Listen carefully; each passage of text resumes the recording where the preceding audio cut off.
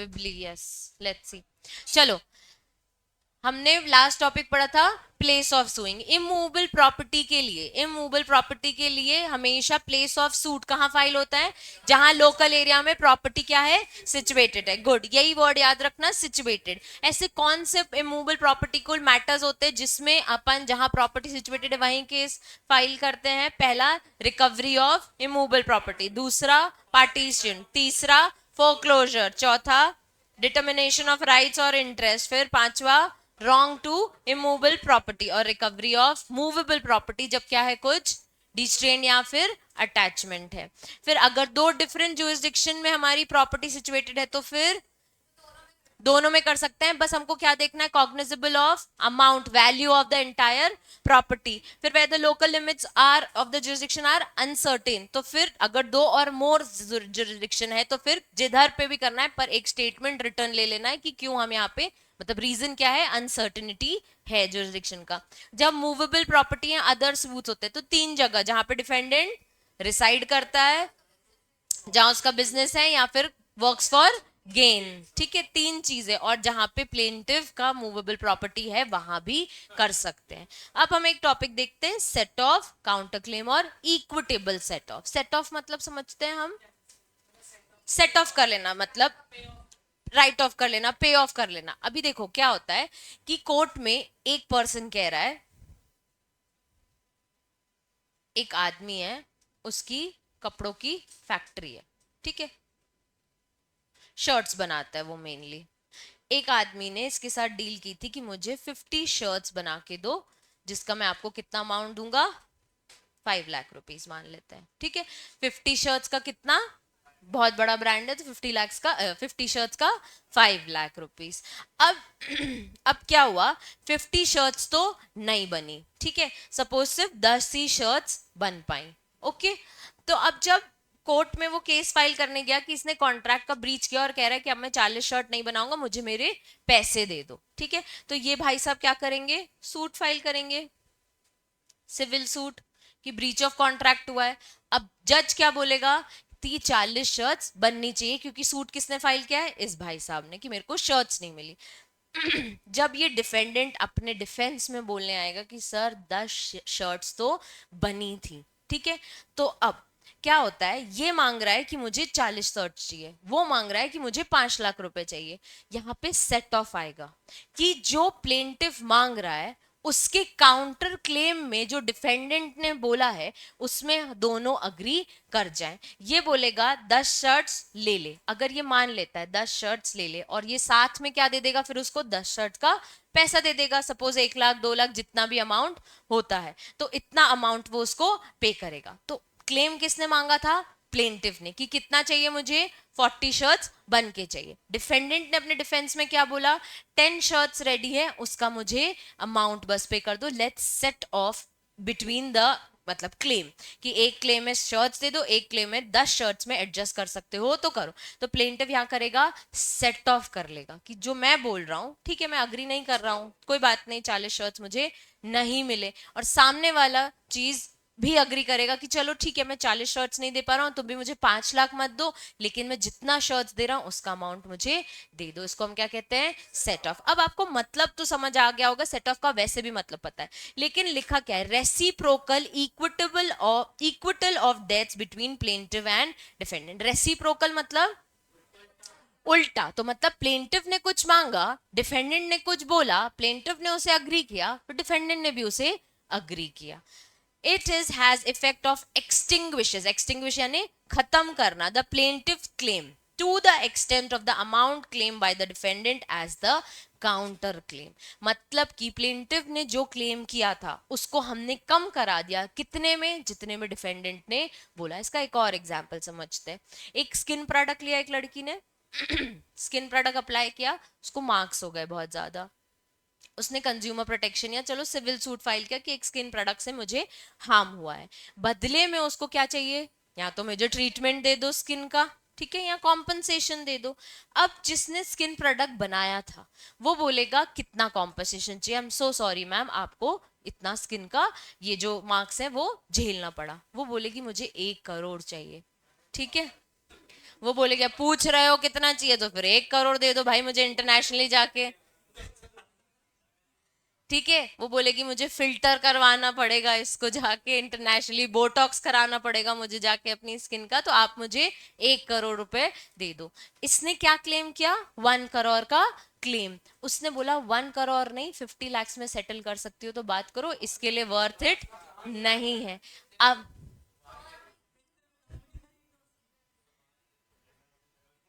अब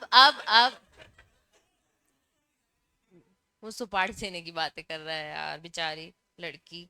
एक तो तुम्हारे स्किन प्रोडक्ट से मेरी स्किन जल गई, उसके बाद ठीक है ना, जो भी डील हो रही है यार, बड़े अमाउंट्स में बात क्या करो, छोटी सोच मत रखा करो। चलो करोड़ों में ही बात करेंगे हम। अब 50 लाख में सेटल कर सकती हो तो करो, वरना नहीं। तो जज साहब भी पूछेंगे उससे कि आप कंसेंट देती हो 50 लाख में, वो बोलेगी चलो ठीक है। उसका जो क्लेम था एक्सटिंग्विश हुआ 50 लाख से। कितने एक्सटेंट तक? 50 लाख तक, जो कि डिफेंडेंट का क्या था? Counter claim. तो काउंटर क्लेम अब हम समझे क्या होता है, कि जो पर्सन सामने क्लेम मांग रहा है उसका हमने काउंटर क्या, भाई मुझे ये होना तुमसे। ठीक है, क्लियर है? तो सेट ऑफ की डेफिनेशन याद करो, it is what? Reciprocal of acquittal debts. It is what? Reciprocal of acquittal debts. अब it has effect of extinguish what? Plaintiff's claim. It has effect of extinguishing plaintiff's claim to the extent amount decided या amount claimed by the defendant in his counter claim. सबको इस line का मतलब समझ आ गया? Next, under order acquittal debts, जो भी वो बोल रहा है ना, उसके नीचे आते गए नीचे आते गए, और फाइनली एक इक्विटी पे अग्री किया कि तुम भी 50 लाख पे अग्री करो, मैं भी 50 लाख पे अग्री करो। नहीं नहीं, this is not related to acquire. चलो, where in a suit of recovery of money the defendant claims to set off against the plaintiff demand any ascertained sum of money legally recoverable by him from the plaintiff not exceeding to the pecuniary jurisdiction of the court।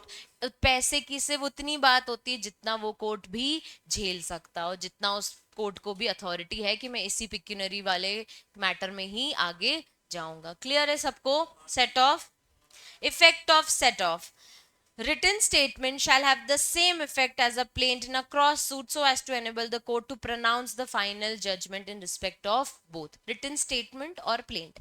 plaint कौन? plaintiff देता है। plaint मतलब plaint नहीं, plaint मतलब जो application plaintiff file करता है, जिसमें कहता है कि मुझे ये मेरे साथ कांड हुआ है, मुझे ये चाहिए।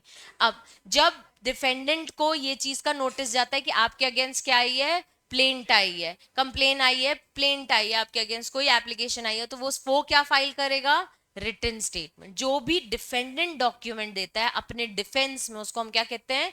Written statement. उसको हम क्या कहते हैं? Written statement. तो दो चीजें, प्लेंट कौन फाइल करता है?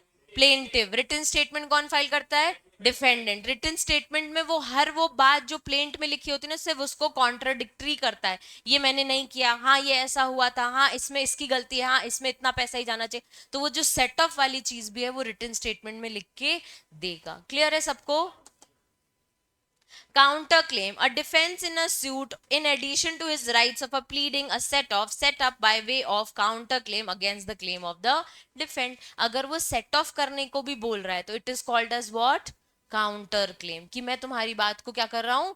काउंटर कर रहा हूं। तुम 1 करोड़ मांगोगी तो मैं उसको काउंटर करके क्या बोल रहा हूं? 50 lakh. any right, any claim in respect of cause of action accruing to the defendant against the plaintiff either before or after filing the suit but before the defendant has delivered his defense or before the time of limited for delivery his defense has expired। मतलब कि जैसे plaint आया, वो बोलता गया कि मेरे साथ ऐसा हुआ, मेरी स्किन खराब हो गई, मैंने पहले यूज किया, एक बार यूज किया, फिर मैंने इनको कंप्लेन की तो इन्होंने मुझे चेंज करके दिया प्रोडक्ट, फिर से वही इशू आ गया। अब ये सब हियरिंग में चल रहा है। मीनवाइल हर बार जब प्लेंटिफ कुछ कहता है तो डिफेंडेंट को राइट होता है अपने बिहाफ में कुछ ना कुछ कहने का, अपने डिफेंस में कुछ ना कुछ कहने का।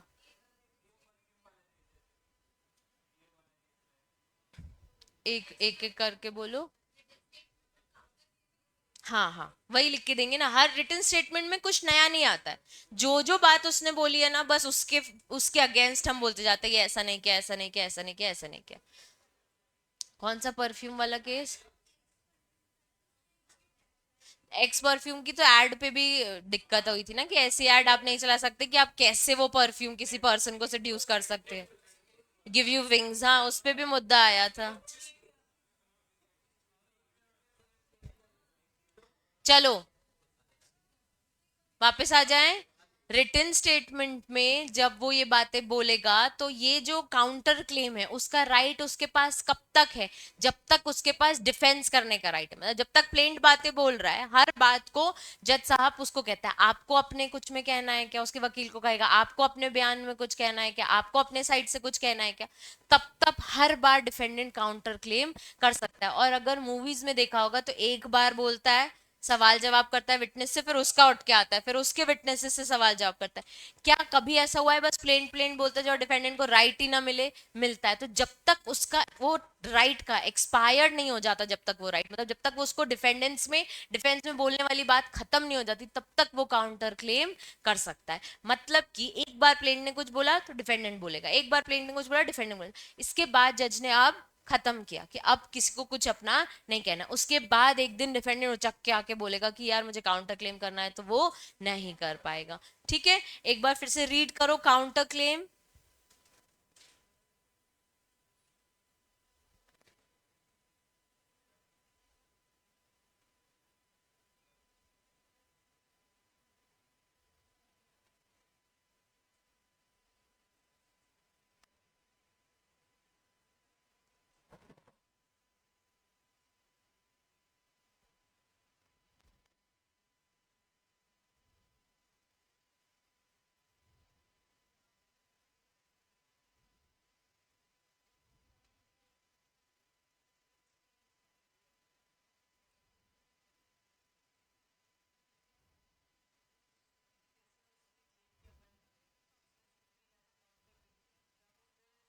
फिर से दे सकता है, जब तक एक्सपायरी नहीं हो सकता फिर से दे सकता है, अगर प्लेंट और मुद्दे उठाएगा तो कैसे भी काउंटर क्लेम कर सकते हैं।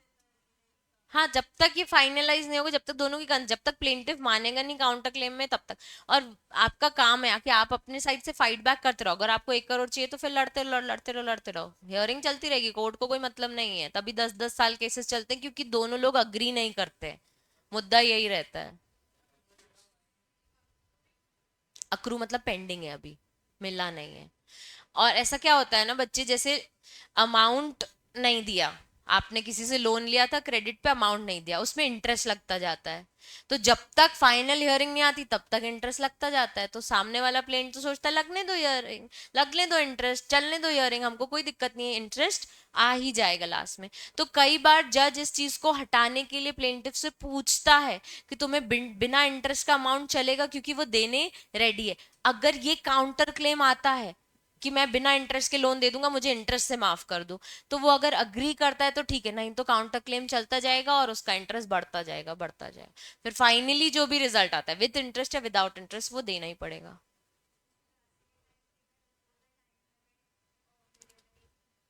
His defence has expired. वही मैं कह रही हूँ कि वो टाइम लिमिट ही फिक्स नहीं है, जब तक प्लेंट बोलता जाएगा तब तक वो भी काउंटर क्लेम कर सकता है। क्लियर है? इसका काउंटर क्लेम अग्री करता है कि नहीं उसके काउंट, और ये होता ही है ना। आप चुपचाप सुन के तो आ नहीं जाओगे आपके अगेंस्ट कोई केस फाइल करेगा, इंडिया में तो कोई नहीं सुन के आएगा। वो उसने कांड किया होगा तो भी वो बोलेगा नहीं मैंने नहीं किया, नहीं इसको आधे में कम करो। हम कोई दुकान में कुछ लेने भी जाते हैं तो बिना डिस्काउंट तो नहीं, मतलब डिस्काउंट मिले ना मिले दैट सेकेंडरी थिंग, पर मांगे जरूर है, भैया कुछ हो सके तो कर दो। सब्जी वाले से भी कर लेंगे तो कहीं पे भी कर लेंगे, कुछ हो सके तो कर दो। हाँ, टेंट्स। हाँ, ट्रेंड्स ट्रेंड्स में भी कोई कार्ड, कोई भी ऑफर हो, मैं बता रही हूँ जोमेटो में एक खाना ऑर्डर कर लो यार, सबसे पहले देखते हो कोई कूपन है कि नहीं। अरे यार कूपन नहीं मिल रहा। डिलीवरी चार्जेस के नीचे वो कुछ फी लेते हैं, डोनेशन फी, वो 3 रुपए लेते हैं, वो भी हम माइनस करते हैं कि नहीं करेंगे। तो वो हमारे ह्यूमन टेंडेंसी है, तो कांड करने के बाद भी काउंटर क्लेम ना करे तो वो सच्चा इंडियन तो होगा ही नहीं। ठीक है, समझ आ गया काउंटर क्लेम? किसी को किसी लाइन में कोई डाउट नहीं है ना? अब इक्विटेबल सेट ऑफ, अब जैसे सेट ऑफ पढ़ा, जैसे काउंटर क्लेम पढ़ा वैसे एक टर्म है इक्विटेबल सेट ऑफ, मतलब कि दोनों के साथ अच्छा हो। सेट ऑफ में क्या हो रहा था बच्चे, एक जन मांग रहा था, दूसरा जन ने काउंटर क्लेम किया तो उसने अग्री किया कि चलो ठीक है। इक्विटेबल मतलब एज मच एज अर्न, मतलब जितना वो केपेबल है ना एटलीस्ट उतना तो सेट ऑफ उसको हो, मतलब एक इक्वालिटी रहे, इसका मतलब ये है। अब इसमें जो सेंटेंसेस लिखा है इसमें ऐसा लिखा है कि जब भी अमाउंट से फर्क इतना है कि सेट ऑफ में अमाउंट सर्टेन था, सेट ऑफ वाले में वो बोल रहा था कि 50 शर्ट्स हैं तो सर्टेन अमाउंट है कि मुझे इतना ही शर्ट्स होना। इसमें क्या है ना, अमाउंट फिक्स नहीं है, अमाउंट अनएसर्टेन्ड है, ऐसा हार्म है जिसका अमाउंट हम कैलकुलेट नहीं कर पाए हैं। तो अगर किसी के साथ सिविल रॉन्ग हुआ है तो कितना अमाउंट होना चाहिए, हमारा स्किन वाला एग्जाम्पल ले लो, कुछ कह रहे हैं कि 50 लाख चलेगा, कुछ इसी पे ही बहस कर रहे हैं कि मैम 1-2 लाख की बात करो, आप तो बहुत ज्यादा अमाउंट बोल रही हो। तो आपके हिसाब से इक्विटेबल अमाउंट क्या है, 1-2 लाख कॉम्पनसेशन लो और खत्म करो। मेरे हिसाब से इक्विटेबल सेट ऑफ कितना है, 50 lakhs हो रहा है कि यार इतना तो उसके लिए बनता है। तो जो भी एक कांड के साथ, जो भी एक सिविल रॉन्ग के साथ एक इक्वालिटी वाला अमाउंट बनता है उसमें सेट ऑफ करना बेटर है। तो इक्विटेबल सेट ऑफ कब अराइज होता है, जब अमाउंट क्या है, अनएसर्टेन है। जब अमाउंट क्या है, अनएस, मतलब हम एसर्टेन नहीं कर पा रहे, हम डिसाइड नहीं कर पा रहे हैं एक्चुअल लॉस का अमाउंट कितना है, उस लॉस की वैल्यू कितनी है। ठीक है, where the claims arises out of same transaction or transaction which can be considered as one, or where the transaction there is knowledge on both sides of an existing debt due by one party and the credit by the other party found in trusting such credit as means of discharging it। जैसे कि loan लिया लेकिन कोई interest decided नहीं था, friends आपस में पैसा लेते हैं, ठीक है, तो इंटरेस्ट नहीं डिसाइड करते हैं, लेकिन अगर इस पैसे को दिए हुए 2-3 साल हो जाएं तो इंटरेस्ट बनता है, क्योंकि रुपए की वैल्यू तो बहुत कम हो गई है। तो अगर आज किसी फ्रेंड ने किसी से 50,000 रुपए लिए हैं, 3 साल तक वो उससे मांगता रहा कि भाई पैसा दे दे, पैसा दे दे, पैसा दे दे, और वो पैसा नहीं दे रहा, तो 50,000 3 साल के बाद तो उसकी वैल्यू बढ़ जाएगी, उसका ब्याज बनता है, ठीक है। तो वो जो इंटरेस्ट फिगर है वो कितना, वो उस दोनों फ्रेंड को नहीं पता कि आखिर कितना। तो एक इक्विटेबल सेट ऑफ होना चाहिए कि एक काम करो, 1-1% जितना तो इंटरेस्ट आपको उसको देना ही चाहिए। 3 साल बाद अब उसको 50,000 दोगे तो उसकी वैल्यू नहीं है, उसने जितना कोर्ट कचहरी में खर्चा किया वो भी आप पे करो, और एटलीस्ट 1-1% का इंटरेस्ट तो उसको दो।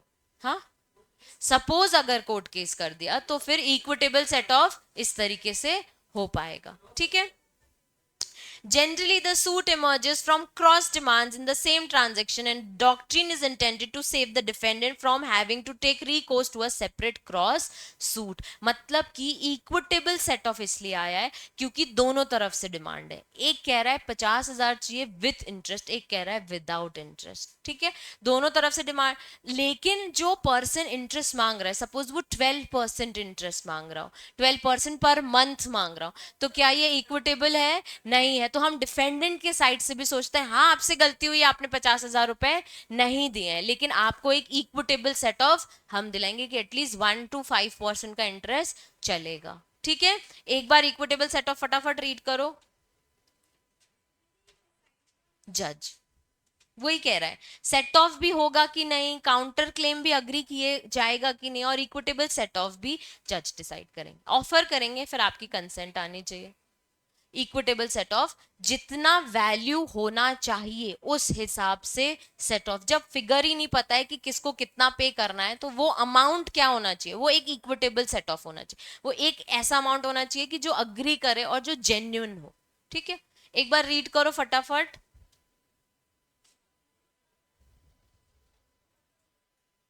लेकिन कल मुझे नहीं बनेगा ये, परसों मुझे याद भी नहीं आएगा ये, बुक क्यों नहीं आई है, तभी इसकी पढ़ने की इच्छा नहीं हो रही है, तो बहुत लेट हो जाएगा बच्चे।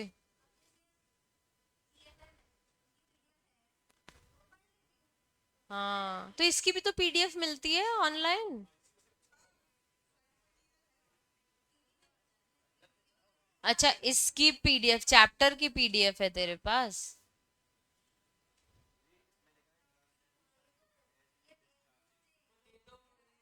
दे दो। हाँ मैं यही सेव कर रही हूँ, दिख रहा है ऊपर।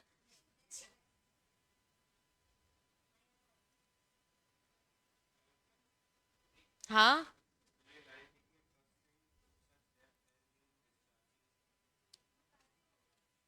Trusting to such death as mean discharging it, मतलब कि प्लेंट कह रहा है, प्लेंटिव प्लेंट में कह रहा है 50,000 की बात है। अब ये सही है कि नहीं है, ये भी तो हमको देखना पड़ेगा ना, कि अच्छा चलो 50,000 वाली बात को हम ट्रस्ट कर लेते, क्योंकि आपके पास क्या प्रूफ है आपके फ्रेंड ने आपसे 50,000 लिए थे कि 30,000 लिए थे, इसका तो कोई प्रूफ ही नहीं होता ना बच्चे।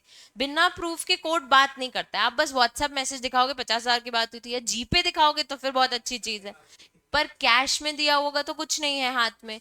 तो वो कॉन्वर्जेशंस हैं, कॉल्स हैं, चैट्स हैं, वो ही बस आपके पास प्रूफ है ना। तो हम ट्रस्ट कर लेते हैं उस डेट का, लेकिन अब जब आपको कोर्ट में मौका मिला है तो आप उस ट्रस्ट का फायदा उठा सकते हो और बोल सकते हो 12% इंटरेस्ट। तो हम डेट पे तो ट्रस्ट कर ले रहे हैं, लेकिन आगे के जो इंटरेस्ट है वो डिफेंडेंट, आगे नेक्स्ट लाइन में ये लिखी कि डिफेंडेंट के साइड से कुछ गलत ना हो, तो एक इक्विटेबल सेट ऑफ पे हम उतर के आते हैं।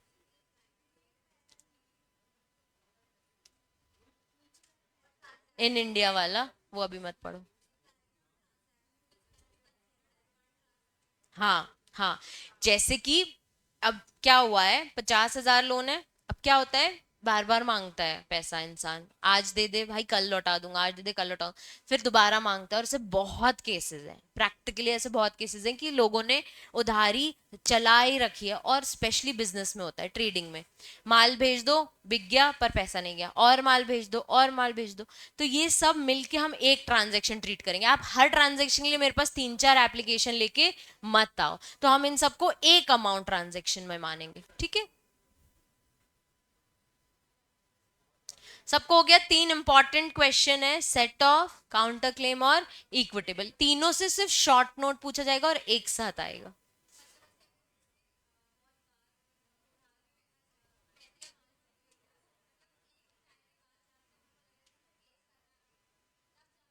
हाँ, तो अपन क्या करते हैं, जो अभी लेटेस्ट वाला होता है या तो उसमें केस फाइल कर लेते हैं, या फिर हर ट्रांजैक्शन का अलग अलग एप्लीकेशन लगा लेते हैं। तो कोर्ट कह रहा है कि हम आपके सारे ट्रांजैक्शन को एक ट्रांजैक्शन कंसिडर करेंगे, या आप एक एप्लीकेशन, हाँ, या आप एक एप्लीकेशन में 4 अलग अलग डेट्स दे रहे हो, कि 4 अलग अलग डेज पे माल का ऑर्डर हुआ था और पैसे नहीं आए थे, तो हम इकट्ठा करके इसको एक अमाउंट मानेंगे, पहली बात। अगर आप हर अमाउंट में अलग अलग इंटरेस्ट अलग अलग दिन से कैलकुलेट करोगे, तो ये डिफेंडेंट की साइड से गलत होगा। एक तो वैसे ही वो तुम्हारे पैसे नहीं दे पा रहा है, जो पुराने का नहीं दिया वो अभी का क्या देगा।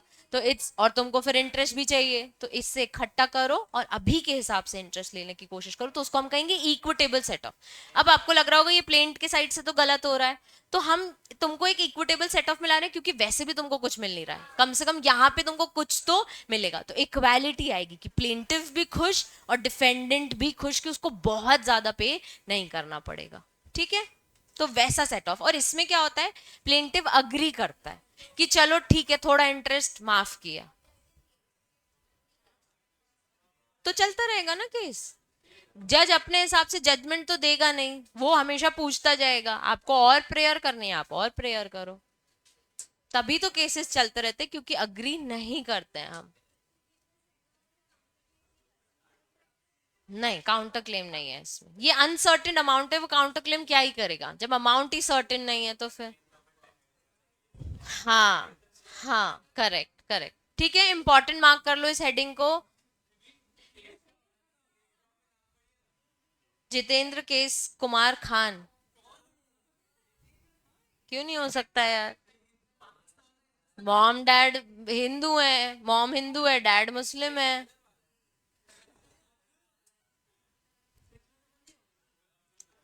चलो, अपन ने ये टॉपिक पढ़ा है, टेम्पररी इंजंक्शन स्पेसिफिक रिलीफ में क्या होता है ये, कुछ टेम्पररी चीजों के लिए स्टे लगता है, ठीक है। एक बार, ईशान जोर से पढ़ना, द कोर्ट में grant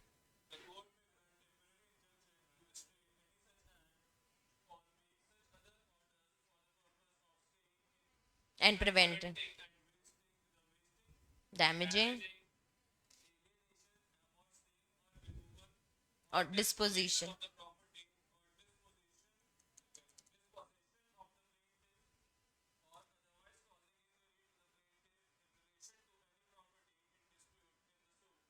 where it is proved by affidavit और अदरवाइज। मतलब कि आपको अभी अर्जेंट में क्या चाहिए, इंजंक्शन। हमने इसके बहुत सारे एग्जांपल डिस्कस किए कि मुझे अभी जरूरत है बस इंजंक्शन की, मेरी प्रॉपर्टी कहीं ना कहीं से हार्म हो रही है, मुझे कुछ ना कुछ इंजरी हो रही है, अगर ये आपने स्टे नहीं लगवाया तो यहाँ पे बिल्डिंग खड़ी हो जाएगी, यहाँ पे मेरा नुकसान हो जाएगा, मेरी प्रॉपर्टी खराब हो जाएगी। तो वर्ड्स याद रखो, या तो कोई कोई चीज वेस्ट हो रही है, या तो कोई चीज डैमेज हो रही है, एलियनेशन यानी ट्रांसफर हो रही है, या फिर सेल हो रही है, रिमूव हो रही है, डिस्पोजिशन हो रही है उस चीज की, या फिर मेरी पोजेशन को ही कोई ना कोई हार्म कर रहा है। आप फाइनल जजमेंट देने से पहले क्या लगा दो, पहले स्टे लगा दो, इंजंक्शन लगा दो। ठीक है। अब कंपनीज के केस में टेम्पररी इंजंक्शन नीड कब होती है, जब 4 डायरेक्टर है कंपनीज में, 3 डायरेक्टर एक तरफ है और 1 डायरेक्टर एक तरफ है। 3 डायरेक्टर बोर्ड मीटिंग में मेजोरिटी लेके ऐसे डिसीजन मेकिंग कर रहे हैं जो अल्टीमेटली कंपनी को, स्टाफ को कहीं ना कहीं हार्म करेगा, और वो सिर्फ सोच रहे हैं कि हमें प्रॉफिट कमाना है, हम एनवायरमेंट भाड़ में जाए, स्टाफ भाड़ में जाए, हमें क्या चाहिए, प्रॉफिट चाहिए। जो जो थर्ड फोर्थ डायरेक्टर है, लेकिन वो थोड़ा अच्छा इंसान है, वो बोल रहा है आके कि सबसे पहले आप क्या लगा लो, टेम्परेरी इंजंक्शन, नहीं तो वेस्टेज हो जाएगा, डैमेज हो जाएगा, डिस्पोजेशन हो जाएगा, डिस्पोजिशन हो जाएगा, एलियनेशन हो जाएगा, या फिर सेल हो जाएगी, या रिमूवल हो जाएगा। ठीक है। ये वाले काम करने के लिए कुछ ना कुछ इंजरी बहुत जरूरी है, कि हमको इंजरी कॉज कर रही है, इसलिए हमें क्या चाहिए, temporary injunction. Next point A, आशी पढ़ना।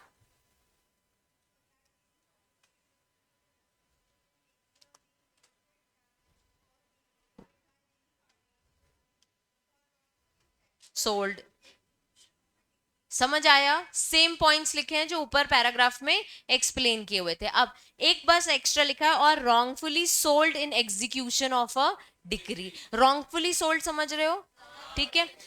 अब एग्जीक्यूशन ऑफ डिक्री मतलब एक बार जज ने एक जजमेंट पास किया, हाँ, एक प्रॉपर फाइनल डिक्री आ गई कि ये जो प्रॉपर्टी है ये आपकी नहीं है, आपको अभी की अभी इसको किसी पार्टी को बेचनी पड़ेगी। ठीक है। आपने क्या किया, ओके जज साहब, ठीक है ठीक है, बाहर जाए डील की कि भाई मैं तो इसको नहीं बेचूंगा, मैं किसी और को, थर्ड पार्टी को बेच लूंगा, फिर मैं बाद में उससे खरीद लूंगा। अब एग्जीक्यूशन ऑफ डिक्री करानी थी, एग्जीक्यूशन में क्या था, सेल करनी है, सामने वाले ने क्या कर लिया, रॉन्गफुल सेल करने जा रहा है, तो हमें अभी क्या चाहिए उसमें, टेम्पररी इंजंक्शन चाहिए। ठीक है। नेक्स्ट पॉइंट आशी पढ़ना।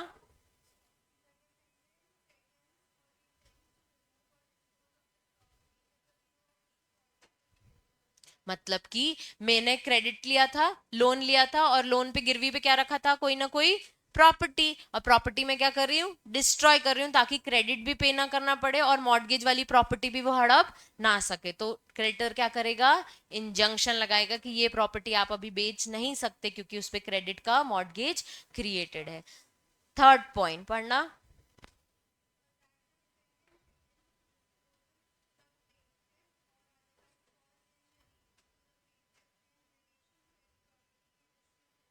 अब दो भाइयों की लड़ाई हो गई प्रॉपर्टी को लेके, पापा मेरे नाम कर गए थे, नहीं पापा मेरे नाम कर गए थे, ये जो झगड़ा है इसमें कहीं ना कहीं प्लेंटिफ को कोई ना कोई इंजरी हो रही है, या प्रॉपर्टी पे उसका जो पोजेशन था उसको हम क्या कर रहे हैं, डिस्पोजेस कर रहे हैं, मतलब उसको प्रॉपर्टी से क्या कर रहे हैं, रिमूव कर रहे हैं, बाहर निकाल रहे हैं। तो वो सबसे पहले क्या निकलवाएगा, टेम्पररी इंजंक्शन। उसके बाद जज आप डिसाइड कर लो पापा मेरे नाम कर गए थे कि इसके नाम कर गए थे। क्लियर है।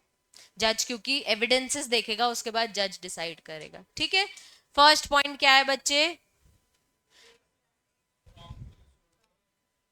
जब रॉन्गफुली सोल्ड इन एग्जीक्यूशन या प्रॉपर्टी डैमेज, वेस्ट, रिमूव हो रही है। सेकेंड पॉइंट क्या है, इंटेंस टू रिमूव और डिस्पोजेस, क्रेडिटर्स को डिफ्रॉड करना। और third point, dispute relation to a property. Clear है।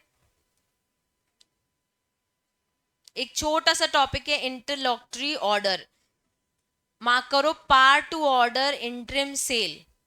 जब क्या होता है ना बच्चे, कोई ऐसी चीज को लेके मैटर है, कोई, कितनी मजा आ रही है, पीछे बैठ जल्दी उठ, कब से हंसे जा रहा है, हंसे जा रहा है, वो कुछ बोले जा रहा है और ये हंसे जा रहा है। बताना जरा, सेट ऑफ क्या होता है,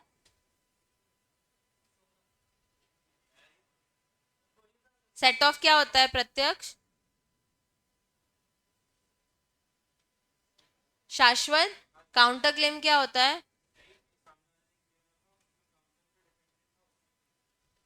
वो पढ़ रहा है, मैंने बोला बाजू वाला पास हो जाता है। वो हंसेगा जब तू फेल होएगा, ऐसे ही जैसे तू हंस रहा है। वो मिठाई खिलाने आएगा और तू रिजल्ट दिखाने आएगा कि दीदी अब क्या करूं, अगले अटेम्प्ट में बैठूंगी नहीं। चलो, पार्ट टू, इंटरम सेल। कभी कोई ऐसी प्रॉपर्टी को लेके केस हो जाता है जो नेचुरल डिके हो रहा है, जल्दी जल्दी क्या हो रही है, खत्म हो रही है, तो अब उसके लिए तो हम सालों साल से केस नहीं चला सकते।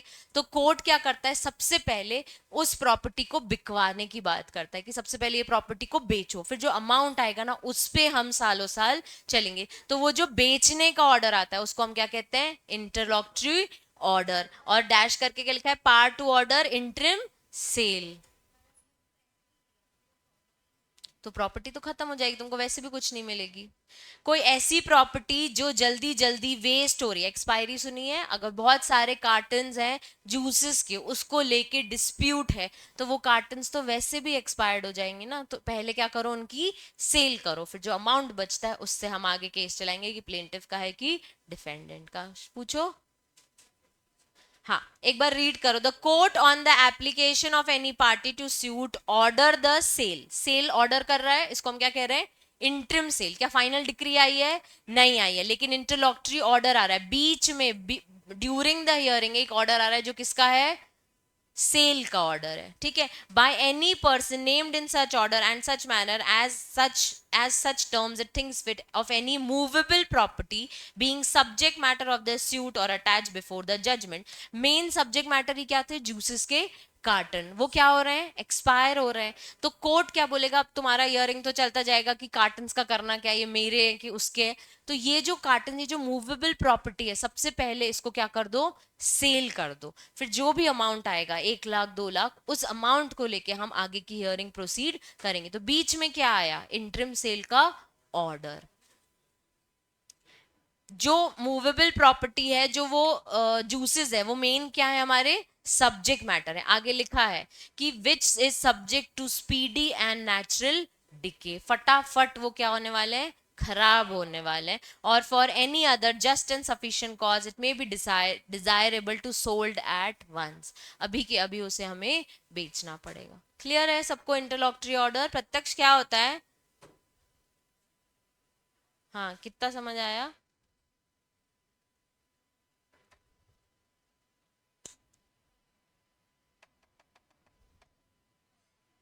तू भी ना कल यहाँ बैठना, कल से, ठीक है। केस लॉ होमवर्क लिखो बच्चे।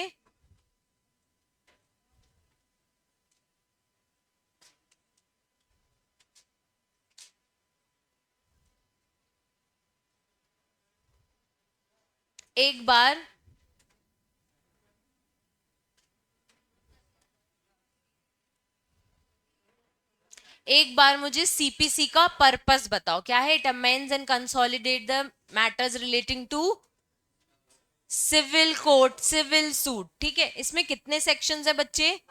158। कितने ऑर्डर्स हैं? 51। जो सेक्शंस हैं वो, उस लॉ को हम क्या कहते हैं, सब्सटैंटिव लॉ। जो ऑर्डर्स हैं उसको हम क्या कहते हैं, प्रोसीजरल लॉ। तीन इंपॉर्टेंट सेक्शन या टर्म्स हमने पढ़ी थी, कॉज ऑफ एक्शन, डिक्री और ऑर्डर, और एक जजमेंट भी पढ़ा था, ठीक है। कॉज ऑफ एक्शन यानी रीजन, और अगर हम देखें वर्ड्स क्या है, तो एवरी वो fact necessary to prove for his justification, ठीक है। जजमेंट, डिक्री और ऑर्डर। जजमेंट क्या है, बेसिकली कंप्लीट स्टेटमेंट है of the all the decree, final decree का एक कंप्लीट स्टेटमेंट है कि why this decree has been passed, reason है कि क्यों आता। गुड। डिक्री क्या है, फाइनल ऑर्डर, लेकिन उसके टर्म्स, डेफिनेशन क्या है, एक फॉर्मल एक्सप्रेशन है, क्या होता है, और वो कंक्लूसिव होता है। फिर डिटरमाइंस द, चौथा विथ रिगार्ड टू ऑल और एनी ऑफ द कॉन्ट्रोवर्सीज, पांचवा प्रिलिमिनरी होता है या फिर फाइनल होता है। पर डिक्री क्या नहीं होता है, जिसके अगेंस्ट आगे जाके अपील होती है, वो डिक्री में इंक्लूड नहीं होता। और any order dismissal of default, very good, जिसको याद है बहुत अच्छी बात है, अच्छा पढ़ रहे हो। डिक्री होल्डर, डिक्री होल्डर यानी जिसके फेवर में नहीं, और जजमेंट लेटर जिसके अगेंस्ट में ऑर्डर आता है। फिर ऑर्डर, ऑर्डर यानी formal expression which is not a decree. Order की डेफिनेशन ही है ये, वो चीज जो डिक्री नहीं है। अपील फ्रॉम ऑर्डर्स, यही क्वेश्चन मैंने पूछा था कि ऐसे कौन से ऑर्डर्स हैं जो अपीलेबल ऑर्डर्स होते हैं, जिनके अगेंस्ट हम क्या कर सकते हैं, अपील कर सकते। सेक्शन 35A जो कॉम्पेंसेटरी कॉस्ट है, सेक्शन 92 और 91 जिसमें क्या था, न्यूसेंस, पब्लिक न्यूसेंस और ट्रस्ट वाला। फिर 95 जिसमें क्या है, रॉन्ग सूट फाइल हो रहा है। और लास्ट क्या है बच्चे, ट्रेडमार्क ले लेते हैं पर रॉन्गफुल अरेस्ट और डिटेंशन की बात है, ठीक है। उसके बाद जो प्रिलिमिनरी डिक्री होती है उसके, वो इंटरिम डिक्री होती है बेसिकली, और वो बीच में आती है जब तक फाइनल डिस्पोजन नहीं आया हो, ठीक है। उसके बाद स्ट्रक्चर, ठीक है। स्टे ऑफ सूट, सेक्शन 10 जो है, सेक्शन 10 बोलता है कि डॉक्ट्रिन ऑफ,